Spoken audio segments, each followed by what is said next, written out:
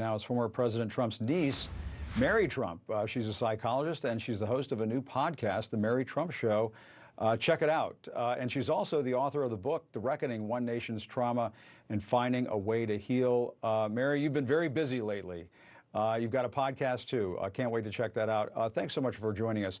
What is it about your uncle that makes people put it all on the line, throw away their careers and reputations,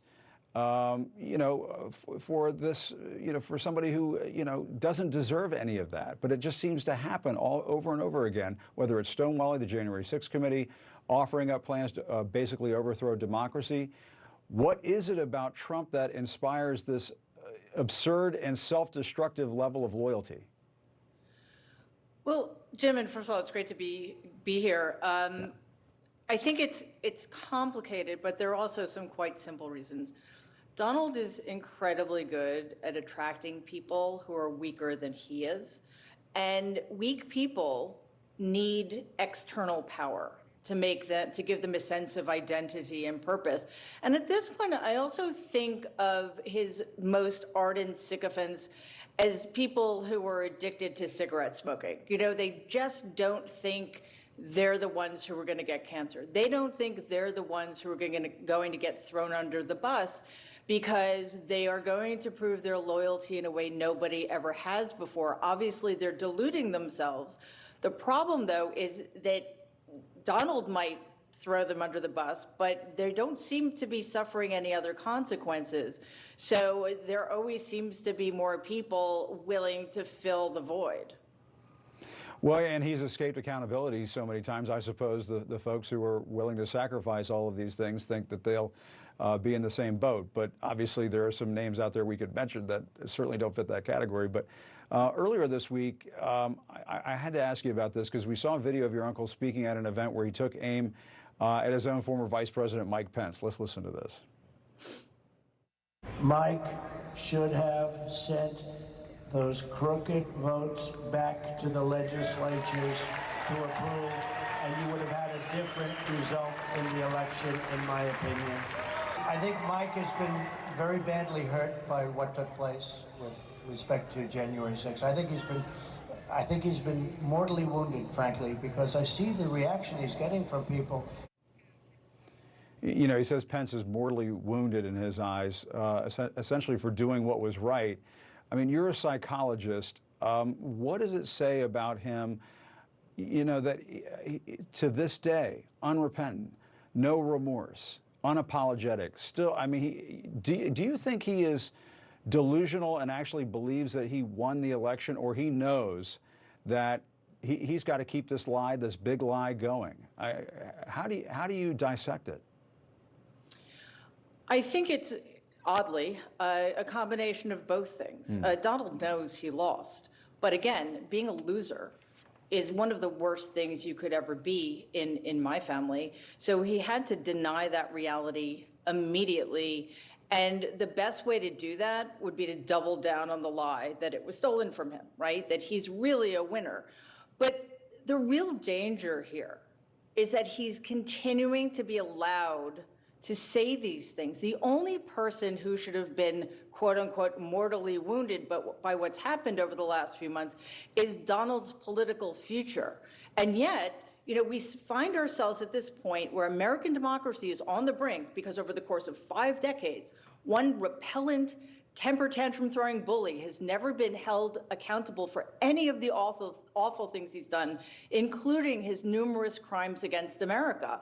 And now it seems that the racism, the anti-Semitism, the lying are compulsory if you want to run for office as a Republican. Yeah, and I was just going to play that for you. Let's talk about this because, I mean, I just think, he has said so many things over the years and none of it ever comes back to haunt him. But, I mean, to me, this one, it boggles the mind. He's being accused of using anti-Semitic. He did use anti-Semitic tropes during this interview with this Israeli journalist. Let's play it. We'll talk about it. People in this country that are Jewish no longer love Israel. I'll tell you, the evangelical Christians love Israel more than the Jews in this country. It used to be that Israel had absolute power over Congress, and today I think it's the exact opposite. When you look at the New York Times hates Israel, hates them. And they're Jewish people that run the New York Times. What do you know about him, Mary, in this, I mean, on this subject? Is he anti-Semitic? Yeah, he comes from an anti-Semitic family. There was no hiding that fact when I was growing up. My grandfather was an anti-Semite, and Donald certainly was, and is clearly. The problem then is that right now some people seem to be surprised by this. I'm not sure why. Right. And secondly, again, as I said earlier, he's being given a platform to spread these vile comments that, I mean, he just basically bought into every single despicable anti-Semitic trope out there. Exactly. I mean, and even goes after the New York Times. And he does this even though his own son-in-law and daughter are Jewish. I just don't understand. Let me ask you one other thing, because this one is really on my mind. A House Oversight Committee released a report detailing how the Trump administration made, quote, deliberate efforts to undermine the nation's coronavirus response for political purposes. I'm sure you saw this. That included reducing the amount of testing being conducted to obscure how rapidly the virus was spreading across the country. I mean, this goes to another, I think, very malignant part of his personality. Do you think that your uncle cost people their lives? I think that goes without question. Yeah. Again, this is something we've known for a long time, but now we have, I guess, documentary proof of it. And the fact that he seems to keep getting away with horrific crimes. I mean, we're not talking about lying about an election, which is also extraordinarily dangerous, of course, to the future of this country.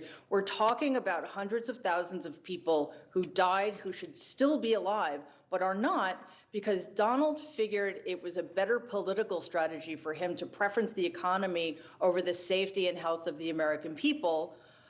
Also, he just did not want to be associated with anything negative. That's how dangerous and psychologically disordered the leader of the Republican Party is today. Right. And the Post reports, Washington Post reports, that Trump was upset with this passage in Mark Meadows' book that had to do with how Trump looked, so sick when he had COVID. Meadows wrote about how he had red streaks in his eyes, that his hair was a mess. Again, this goes back to he doesn't want to look like a loser or be cast in a light that is, unflattering because it might damage him politically in some way. I mean, it's just so twisted and weird. What does it say that Trump would get upset over that, but not about like a mob of his supporters attacking the Capitol? Well, it just shows you precisely where his priorities are. And I think it speaks to the fact that we are at this incredibly dangerous crossroads. If our system can't respond swiftly to the threats this very weak and vengeful person continues to pose to the future of American democracy, then I'm afraid we might be irreparably broken. So I really do hope that steps are being taken, real steps, to do something to stop him and hold him accountable finally. And knowing what you know about him, do you think he's going to run again for these reasons, because he doesn't want to go down as a loser because of all these clear problems that he has? If he's allowed to, yes, because he needs the power and protection of the Oval Office to keep him out of the massive amounts of trouble he's facing. However, the real question should be, why is he being allowed even to consider it? Right. And that is the question. And it's a question that you and I can't answer. It's an entire political party that has to answer that question. All right, Mary Trump, thanks so much for your time. We appreciate it. And check out Mary's podcast. I can't wait to check that out. That'll be great. Thanks so much for your time. Thank you, Jim. Great to see you.